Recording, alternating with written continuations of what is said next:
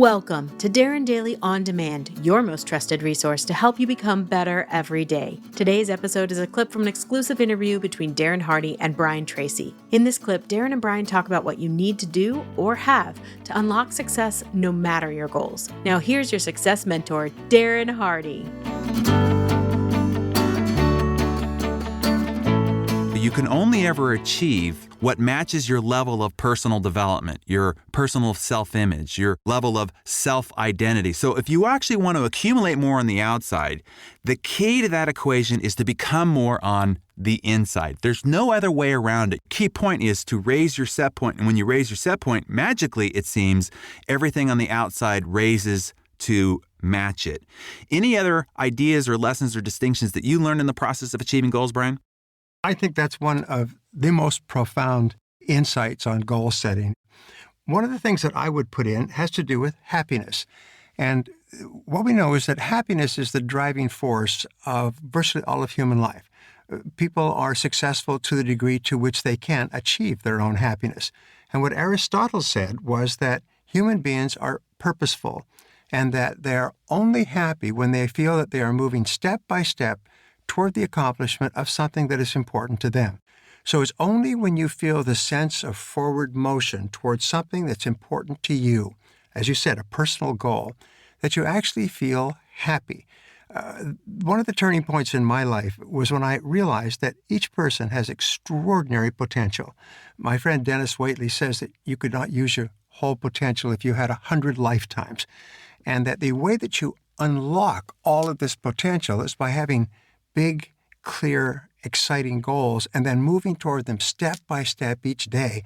And what it does is it just activates all the positive aspects of your mind and it makes you truly happy. So the process of becoming more so that you can achieve more is really the process of becoming a very happy and fulfilled person.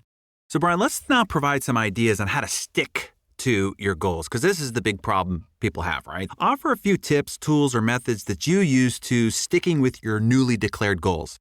If you wanted to be physically fit, you exercise on a regular basis. So what I teach people, I would say, I'm going to introduce you to your new best friend.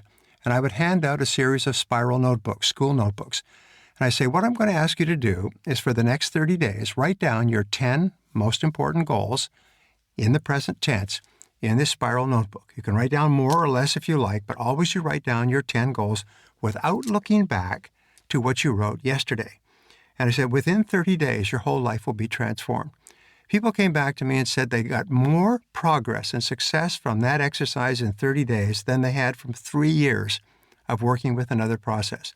So number one is get up every morning. Like you say, get up in the morning and read for 30 minutes in something that is uplifting, educational, inspiring. And then write out your 10 goals. What you do by writing your goals each morning, you actually program them into your subconscious mind. You activate your reticular cortex. You stimulate your subconscious and superconscious minds.